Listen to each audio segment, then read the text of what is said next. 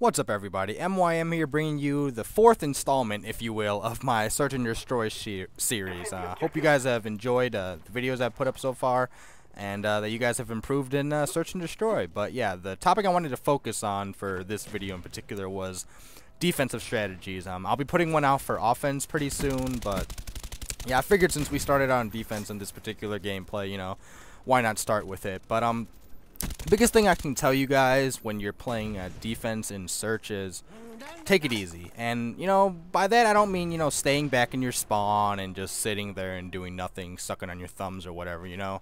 There's a way I like to describe it, you know, be quick but don't rush it. And, you know, that pertains literally to, you know, the philosophy that you're playing. You know, I don't mean, you know, rush, and then, you know, you get killed and then ends up being, you know, one guy has to defend 2 bomb sites against 5 people. You know, what I mean by be quick but don't rush it is be quick in your thought process, be quick in, you know, what type of decisions you make and whatnot. And because, you know, Search, even though it's slower pace than, say, TDM or Demolition or Domination or something, it can be a pretty hectic game type if you don't know what you're doing. I'm gonna pause it right here because a key part is coming up. But what I was elaborating on is, you know, Search, it can be pretty fast-paced in the thought process because, as I mentioned in previous videos, Search requires a lot of one-on-one psychological warfare, if you will. You know, you have to outsmart your opponent, and, you know, you have to make split-time decisions. You know, if you make a mistake, you're probably dead, and obviously, you know, you're going to be spending the rest of the round watching instead of engaging in the action. So, you know, you got to make your decisions.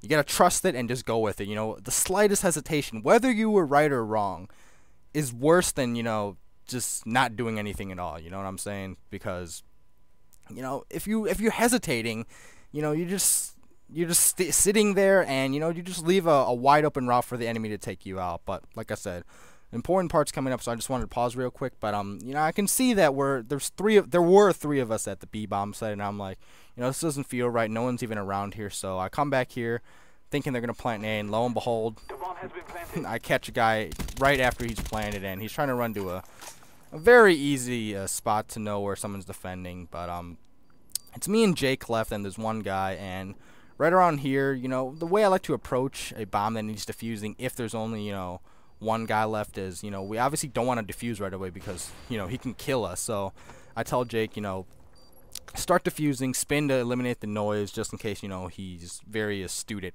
hearing this, and you know, I'll cover your back. And obviously earlier, you guys probably missed it, but there was actually 3 of us left with one guy on the other team, but Goober got taken out, so it was 2-on-1, and he got taken out near B flag. So I know that the guy's probably coming from this general vicinity, so I'm keeping my eyeballs on this, and if Jake gets killed, you know, I can finish the guy off, and hopefully there's enough time to defuse it. But, you know, we never have to get to that point.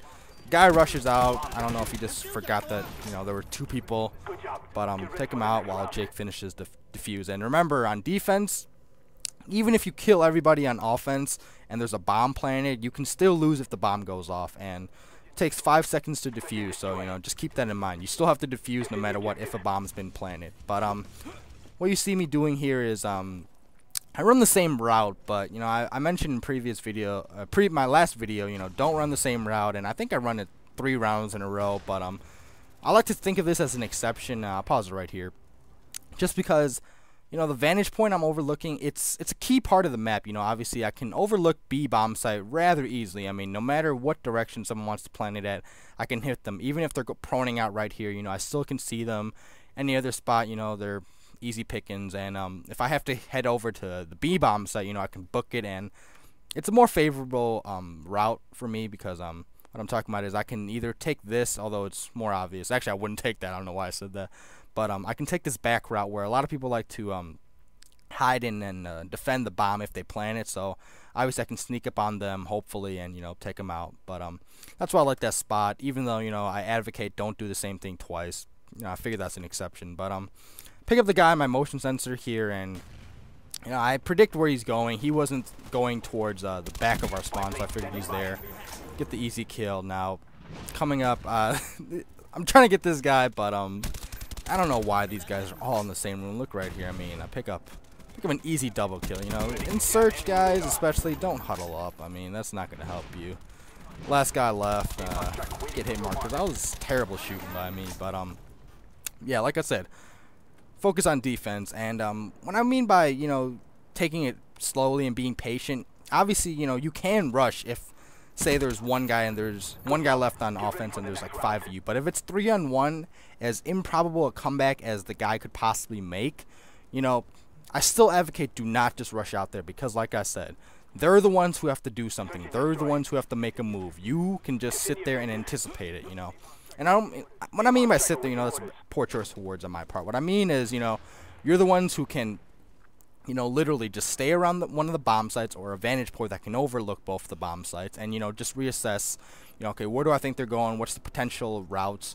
What are the player tendencies that I've noticed throughout the game? Because, you know, obviously every lobby's completely different. You know, you're never going to find 6 of the exact same players with the exact same mindset. So you always have to, you know, just think in your head, all right, what can I do to outsmart this guy? I'm going to speed this up. You know, what I was going towards was, you know, you just have to think, all right, where is these enemies going? And that's the beauty of it. You have time to think. Whereas the enemy, you know, if they can think all they want where they want to plant it, but they still have to get to an area, they still have to clear it out, and they still have to plant. Whereas, you know, they don't have all that time to do it for every single spot, especially if they're moving methodically throughout the map, which they should be doing in the first place.